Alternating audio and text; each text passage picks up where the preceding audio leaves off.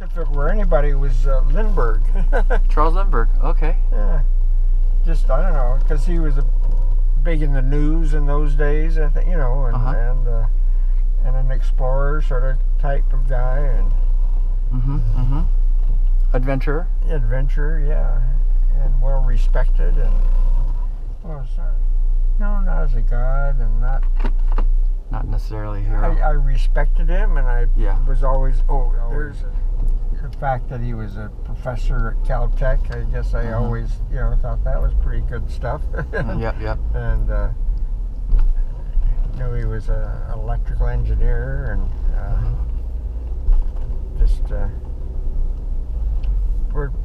he was quite a bit older than I, and he was busy being professional. So I don't know, we never had a really close relationship.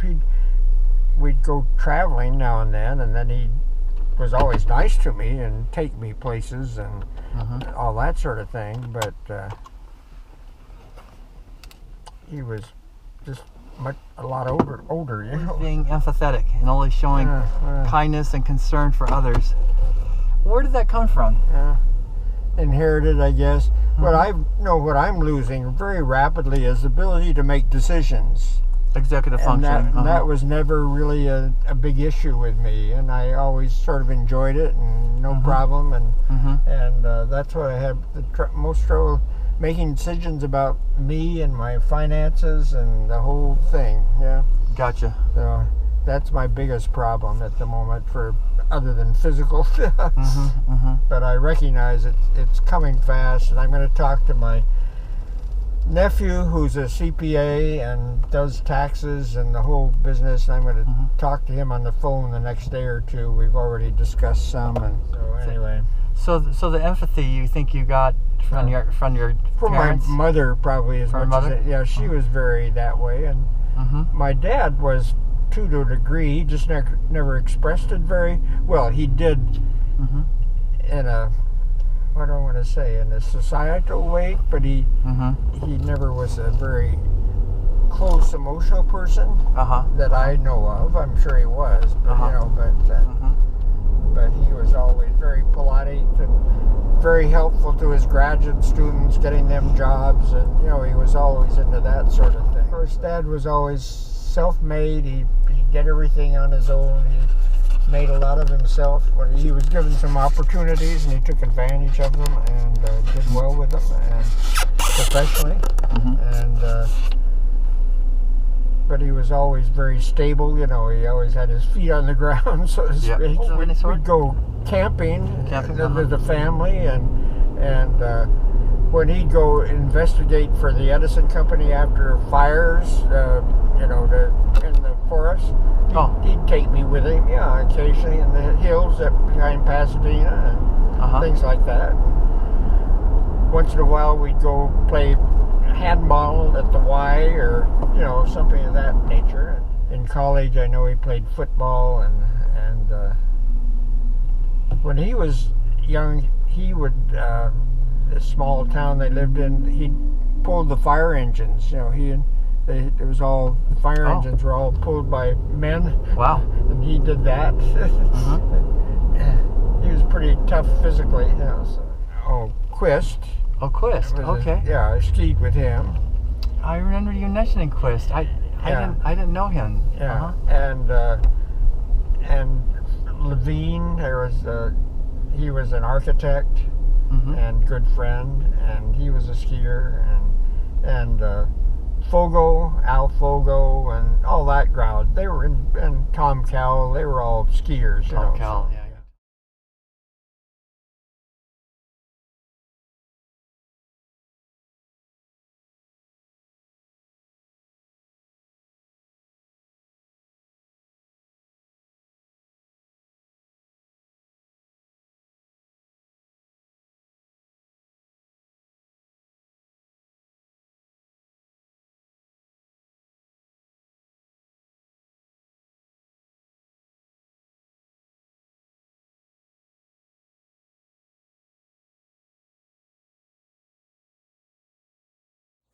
Yeah, and of course Anne's sisters and her mother, but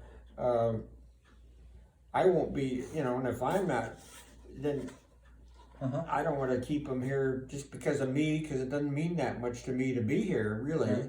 And I've been sort of sorry I moved once I did, but I moved, and so anyway, lots of changes. lots of questions. Lots of questions. Lots of decisions to make. That's part of my problem. Yeah. Okay.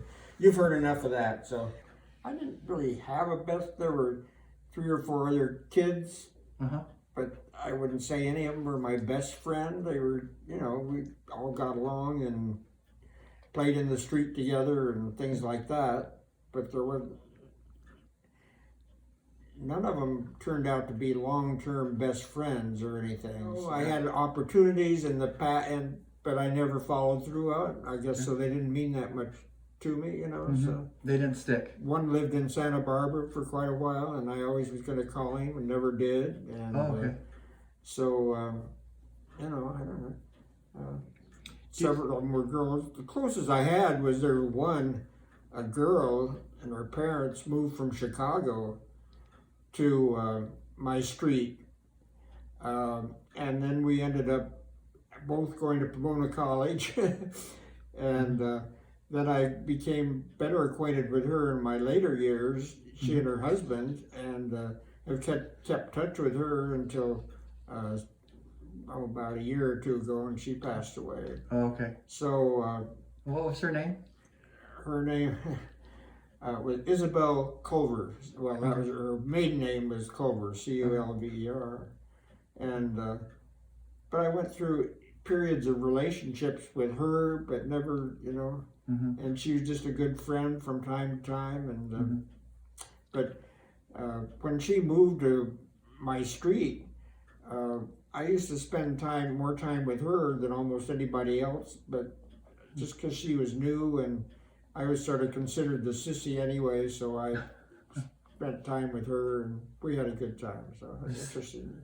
I hadn't thought of that for a long time. But I never thought of you as a sissy. Well, I sort of was. I mean, by most kids that were out playing football or stuff like that, if I did enter in, I was wholeheartedly about, and I wasn't the best. I was all the last one to get chosen for the baseball team and all that kind of stuff, We share something? Because I didn't get along with it very well. I used to be scared to death of dogs until I finally had one. Wow. And because I'd run and they'd chase me and bark, and when I was a little kid. And so finally, at some point, I got a dog who was really a buddy. And that was probably when I was 11, 12, right around in there. Somebody that picked on you? Not per se, I wouldn't say really. Okay. Yeah. My brother more than anybody. Your brother, else. Yeah. And his name was Royal also? Yeah. Bill called him, called him Bill. Okay. Yeah. And how did he pick on you? Did he make you eat grass or push you down or? Put me down. Okay. Yeah. Mentally and physically too? Well, not so much physically. He laughed at me because I couldn't do it. I couldn't throw a football properly, and I couldn't do that. So then he'd sort of show me, and then think I sort of got it. So he wasn't very helpful. Well, marbles, and played a lot of marbles in junior high school, and I collected matchbook covers. That was the big thing because we traveled a lot. So where I went, I collected those. And when I was a kid, it was pretty important to me because they were from fancy spots, So yeah.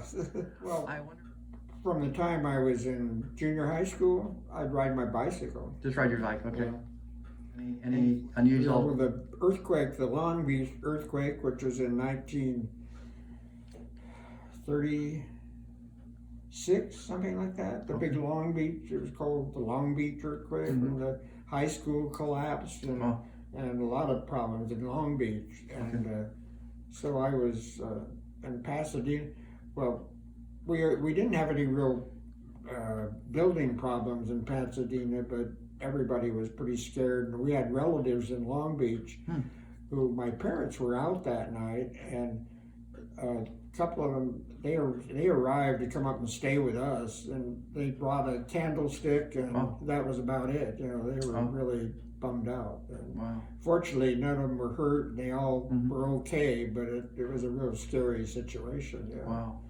And I was getting ready to walk into the YMCA for something where I went routinely, and the earthquake hit about 6 o'clock in the evening. So yeah, I had periods of that, I had a period of being afraid of a fire somehow. I remember fires going down the toilet or something, and I must have been in junior high, I guess.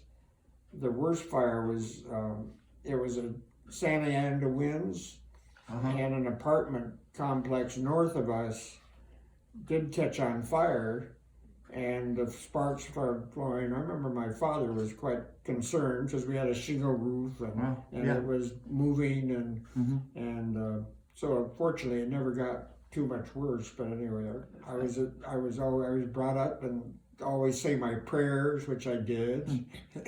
And was that the Lord's Prayer? Yeah, and little prayers, pray for people in the family or whatever. Yeah, that's funny. Not really. I was offered the opportunity, and I didn't want to. I felt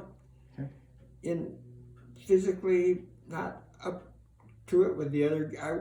I didn't mix with the other boys, you know, and I was sort of afraid of it. And the social aspect of it really bugged me. I'd visit a camp a day or two, the wild camp. I'd go. My father was heavily involved in the wild. We'd go to Catalina. And I'd go visit, and they say, well, wouldn't you like to come here for a week? Well, no, not really. I didn't want to do it. So, yeah. Because I wasn't that good at sport. You know, they played baseball and tag, and I just wasn't any good at it. At least I thought I wasn't, because my brother, I think, as much as anything, he just thought I was so clumsy and not any good, and I was embarrassed by it all. So, gosh. Yeah, but I don't know what. I wasn't the perfect boy. I know, you know, I'd get scolded or... Oh, I think I had one memory once of, I guess it was I don't know how old I was, we had a big area outside our house, and I know another guy and I were out there peeing or something, you know, and my mother caught us, and that was terrible. We shouldn't do that. You know. So the closest thing to we were only about 4 blocks from the Caltech campus. Wow. And in the dorms, and plus they did have, in the faculty club, which I had access to, they had pool tables and ping pong and badminton courts and tennis courts, and I'd have friends to my house, and we'd go there at various stages in life, and we'd ride our bicycle around the campus, because it was all confined within a block this way and 4 blocks this way, and you know, it was home. It was part of home as far as I was concerned. So got it. It was called Tournament Park because it was at the end of the Rhodes Parade. They would gather there at the end of the tournament, and that's how it got its name. And of course, then they outgrew it and moved. And okay. Yeah. Well, the first school was Grant. Grant, and then I had, because of the earthquake, it was all closed, and I had to move to McKinley then. So, well, Grant was an old brick building. I remember that. Okay. Small, not really small. And then McKinley was more spread out, and you know, California style.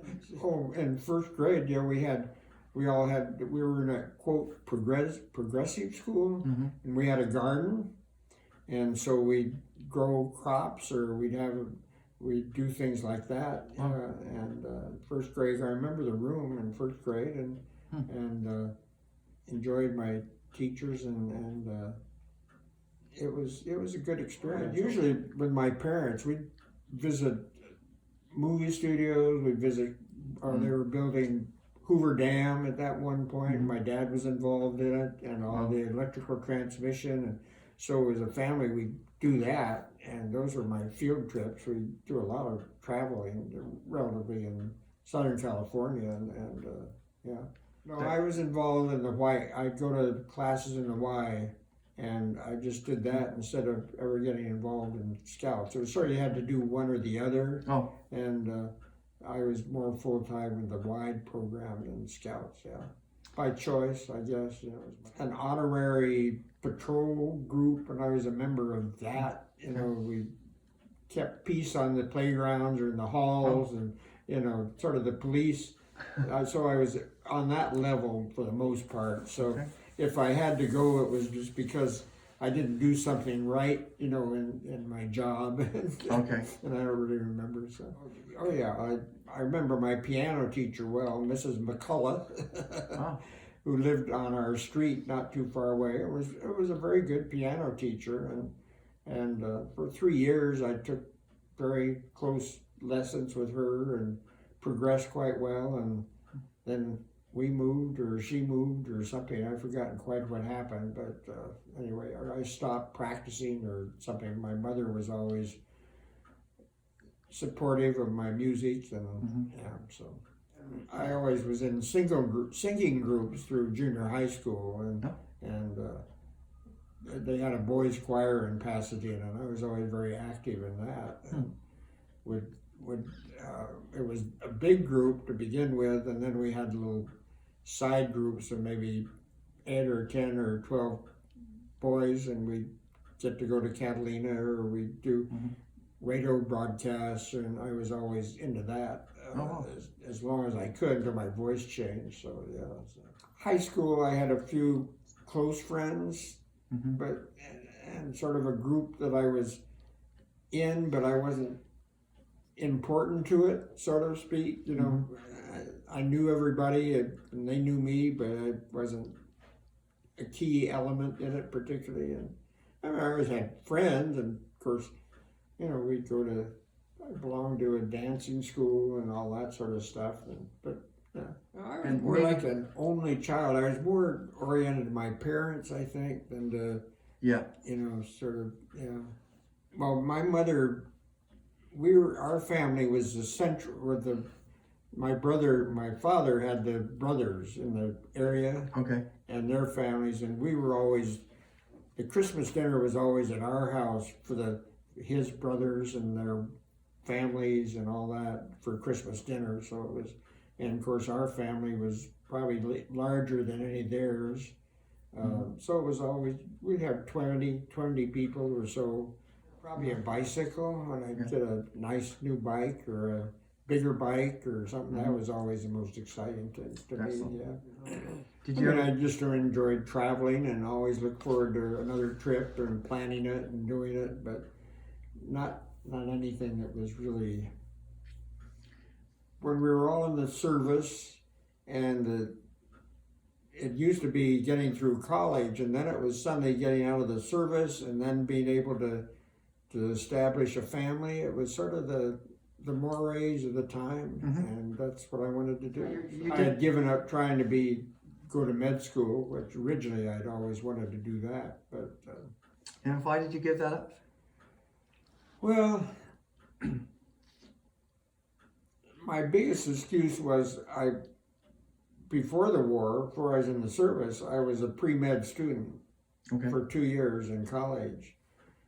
And I guess I was too lazy. I didn't work well enough my chemistry and physics were beyond me. I just didn't do well, and I didn't want to. Of course, it was the beginning of the war. My freshman year was Pearl Harbor, and I don't know, I sort of got into the fever of, well, it doesn't matter, you know, everything. So I sort of goofed off in college the first 2 years. And I was taking I had all these tough courses. They all had labs, and none of my friends did. They were all out playing football or doing something, and I felt sort of stuck in the lab, and I didn't really want to be. And so it was not a good time for me. Easter was a big deal. We'd have a basket outside our bed, and the bunny had brought a basket of candy, and then we'd go hunting for eggs, or we'd go hunting for silver dollars. They'd hide silver dollars, and we'd go hunting for silver dollars. My goodness, and so that's pretty good. We did do that. And we did that for a while with Robbie and Doug too. I mean, great. So, nice. Yeah, Glenn Miller and Kay Kaiser and all the big bands. I just liked that kind of music. Yeah, in high school that was big. It may have been Gene Hurley. I don't remember exactly, but maybe that's who it was. Driven to some place, and because we couldn't drive, so somebody's in the family, the fathers or brothers or something would drive us to the party, whatever it was, and then pick us up. And we had a regular dance club that I'd go on like once every couple of weeks or something on Saturday night or something. And we'd go at the Altadena Town and Country Club. We'd do that. And so I don't know that I was popular. I had a good social group, but because maybe you weren't a jock, you weren't. No, I wasn't. I wasn't sought after. I was good company, but I didn't. I don't know when we started wearing Levi's. Whether that was in high school or college, or no, I think high school was more just washable slacks and a shirt, and college we sort of regressed to Levi's and a t-shirt, I think, is in the daily routine at the class. And of course in the evenings we always wear a coat and tie and get dressed up. But I'd work like vacations, or I'd get jobs, try to get a job at Sears, or early on I'd get a job in the maintenance group at Galtech. I'd sort of work my way in there, and I'd be a gopher, for the guys in the maintenance situation. This was in high school? Yeah. Okay. They had a big maintenance crew for the whole campus, and so because of my dad, obviously, I'd get a job there in the summer or weekends or vacations and do that. And then I worked in men's clothing stores and holidays and Sears Roebuck and all that, but whatever vacations, but never during the school year. It was always during a vacation Okay. We they had 5 junior highs in Pasadena. Okay. Through 10th grade. And after 10th grade, you went to Pasadena Junior College for 11th and 12th grade. Oh. But you went from all 5 junior high there. So our class was like 3,000 or something. Wow. And then above that, you had the 12th and 13th and 14th years ahead of you. And the advantage was supposedly if you wanted to, you could take some other classes, college classes. So educationally it was supposed to be good, but socially it was a mess. Oh. Because we'd hang out with the older guys across the street at lunchtime, smoking and carrying on, and when we should have been in the library studying or something. So it was not a good scene socially, I would say, but academically it offered some opportunities that otherwise we wouldn't have had. So it was a mixed bag. Fascinating. But we didn't have a class because you sort of lost a class. As I said, there were 3,000 in our high school class. So the friends you came from all 5 junior highs. Well, yeah, there were some that were sort of the leaders, and I admire them, and they were sort of political, and I had up in 13 and 14th grade, and Jackie Robinson was on the football team when I was there my freshman year, so that was big, and so things like that. But nobody I was close to. I just knew them, and somehow knew me, but we didn't. Most of what I stop and think about a lot of my high school life. Fortunately, I don't see it in me now. I tried to get more. I passed up opportunities to get serious or dig in and do things I should have done, but hopefully I'm not that way so much anymore. I had friends, and I don't know. It was a mixed bag. High school was. I had applied to Stanford, and I was interested in that because my brother had gone to Stanford.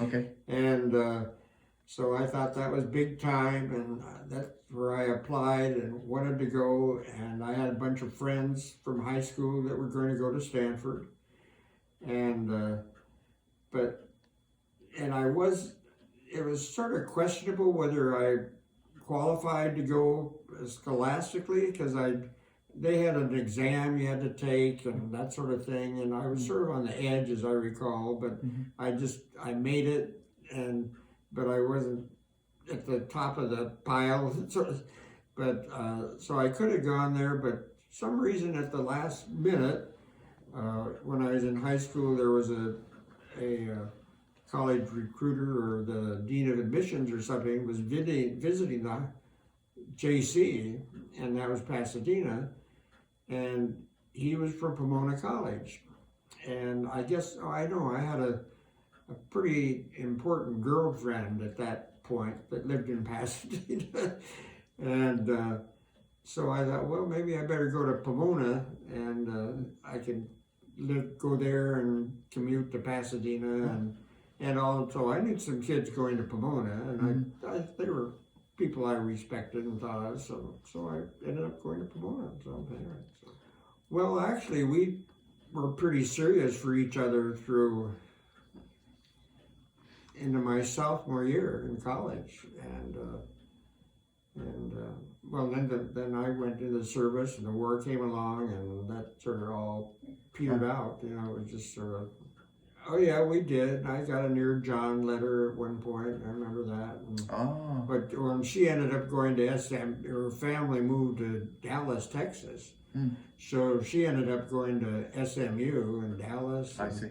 And I was out here at Pomona, and so, you know, one thing just led to another. We just, Got it. Okay. Otherwise, it was very serious. We talked about maybe getting married and all that sort of thing. Of course, it was too early to do that, but we were very serious with each other, we thought. So. Wow. And what was her name? Judy. Judy, okay. Judy Stone, yeah. Judy Stone, okay. Is she still alive? No. Last I actually, after Marge died, had been gone for a few years, and I got to thinking, well, gee, I wonder what Judy's up to, and so I had kept in touch with her when I was in the Navy, and I got out, and we saw each other a couple of times, and so she moved back to Southern California. Oh. And but once I knew Marge, I don't know what happened. I'd lost track with her before I knew Marge, and when I came back, and then I sort of kept track of who she married. I thought I knew the name of the guy, and if they were in Pasadena, and I had some good friends that were friends of hers, but I was always sort of embarrassed to pursue that, and I did it, and I felt, I loved Marge, and I was happy, and I didn't really want to, and then after Marge died and had been gone for a few years, and I was lonely, and I got to think, gee, well, I wonder what Judy's up to, and, because we'd hit it off very well, and so I tried to trace her down, and I sort of, on the edge of some people that knew her or knew about her, but by the time I really got to it, I guess she wasn't alive anymore, or people lost track of her, and so anyway, I tried, but it sort of fizzled out. I was eager to get moving, and I didn't want to really invest that much time, and so I had a couple of psych courses and enjoyed those, and I thought, well, maybe I'll go this direction, so I started going that direction. So Got it. My father never understood that. He was a science man, and the psychology, he wasn't sure what that was all about. And I remember he through his dying day, that was fine, I was doing okay, but he wasn't really quite sure what I was up to. So the medical profession? I don't know that. Early on, I thought maybe that's a direction he should go, but I don't know that I ever pushed it on him or influenced it particularly. His mother always used to say, well, he was good at writing, and he was good in the humanities. He really was, and it wasn't difficult for him. And he read a lot, but the science was already very difficult for him, and he hammered away at it. And I don't remember that I particularly pushed it into that, but maybe he felt I did. I don't know. We had an eclectic mix it wasn't the most social fraternity. We had a lot of the leaders, student body wise, and very talented guys, and but it was sort of a mixture, an eclectic group. It was a great group of guys. And I was in a similar, actually we had fraternities in high school. At the JC, we had joined a fraternity. Wow. Which was not good, but no.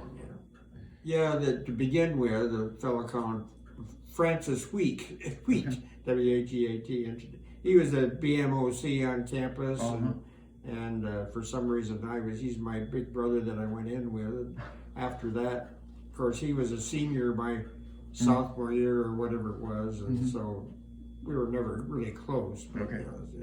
He was always very, very smart, very, very much of a leader and well thought of on campus. I know that. So to begin with, it was just to get my degree. Yeah. Without really having much objective of what I would do once I received it. Got it. And when I received it, that's sort of where I was. Well, I have a degree, now I have to go to work, get a job, and it was sort of what kind of a job I didn't want to be a salesman. I knew that. Yep. I had guys that going to work Procter & Gamble, and they had training programs that you could get into. And as many companies did, and I just looked around a lot and to find with my dad's contacts and my own, and tried to find something that I thought would be a career. Sort of at that time, we thought, well, it's a career. You want to. I was even looking closely at a cement plant operation and a whole variety of things, because I was really sort of floundering around. And of course, my degree in psychology wasn't anything special. That was just a bachelor's. Yeah, and I liked the idea of working. At that time, it was a program working with kids, and a couple of the teachers, I sort of liked what they were doing, and the whole mystery of Freud was a big subject in those days, and Rorschach testing and all that, and I sort of got into all that and liked it. And, I hatched in the dining room during the year in college. Both before the war and after the war. I was big on the hashing. We had served dinners at that point, and so I was one of the head waiters for. Very involved as a waiter, and then we'd work behind the line in the cafeteria line for breakfast and lunch, and I did that as a regular basis. Well, psychology. Okay. A ed psych class that I had when I came back from the war, that I particularly liked the instructor, and I found the material interesting and motivating. So sort of all went out from that. The professor was Perkins, P-E-R-K-I-N, Ted Perkins. And you liked his teaching? I liked his teaching, and he was sort of my mentor in the graduate school when I started. And then I sort of went in a different direction than his direction in psychology. But I kept in touch with him. He sort of kept me going. Excellent. Was very understanding of my problems of academically, and and I came back with a whole different direction of life, and a whole different purpose, and of course I had friends that had all been through the same thing. Many of them had been in the military in battle, and so it was a whole different orientation. I achieved, before I was discharged, a pharmacist mate 3rd class, which was the lowest form of petty officer in the Navy. The lowest level of petty officer. No, I'd signed up in the Navy Reserve program to stay in school was the idea, and then you'd come out an officer if you went through the whole thing. But I didn't do well enough, so I had to go to boot camp, and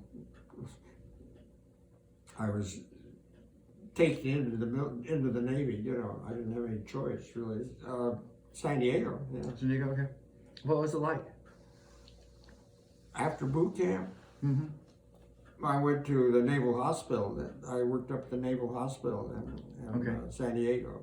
I see. And worked on a orthopedic ward. I remember that, and didn't care for really. It was hard work. I didn't really enjoy it, but it was. You did it. You know, I did it, and then I had a chance to. For some reason, I had to. I don't know how it came about, but I was transferred to the Navy Training Center down at Point Loma, where all the boot camps were, and there were several camps there, and I ended up there and in a clinic for the whole camp, I guess you'd say. Wow. And I worked on a ward there, and then got into surgery and one thing, just sort of. Well, I actually, anybody in the hospital corps, you started out as a corpsman, and then you went to pharmacist mate, and that was the general term, regardless of what you did in the hospital corps. Oh, okay. So I was transferred to the surgery ward, and I loved that, working in surgery with the doctors. I see. Got it. Well, yeah, at that time there were naval nurses, who had a commission, but they were nurses, registered nurses, but they just supervised. Okay. So the corpsman did all the work. And which was fine, because we did. But so we helped with the doctors, the assistant doctors, but we also had to do all the dirty work, like at those times, all the linens had to be washed and sterilized and packaged, and so we did all that in between times, you know. So it was a lot of work, but it was a learning experience. And in the meantime, you work with the doctors, and some of them they'd teach you things and help you. They'd say, well, you go ahead and finish sewing up or whatever. So it was. Some of them were pretty neat. Others just didn't care and didn't, you know. There were all kinds. Got it. Respect one another, and once in a while they'd put somebody into our group who didn't fit, and we'd let the chief petty officer or something know, this guy doesn't adhere to the rules and the regulations and the stereos. I mean, he's no good, so we'd get rid of him. So wow, good. Not because of the personality, it was just his work habits weren't good. So it's just it wasn't an issue. We'd go out whenever we could, or we got to know the cooks, because they'd have a little kitchen where you were, and you'd get to know the cooks, so they'd fix you something. And so we actually visited his. Well, I was married and had Robbie and Greg were with us on our trip cross country, and they lived in Michigan, and we visited them and spent some time with them. And, and who is that? His name was Earl Boggs, Boggs. Okay. Yeah. Excellent. He isn't living anymore. He became an ophthalmologist, optometrist. He became an optometrist at his own practice in Dearborn. I mean, I did what I had to do in the military and tried to do a good job, but I didn't, you know. So. He was an officer. Yeah, he was an attorney. Yeah, he'd finished law school. He was married and finished law school, and but so he joined the Navy. You had to do something, so he joined the Navy and had an ensign's commission. Ended up actually spending most of it at Pearl Harbor. Yeah. So.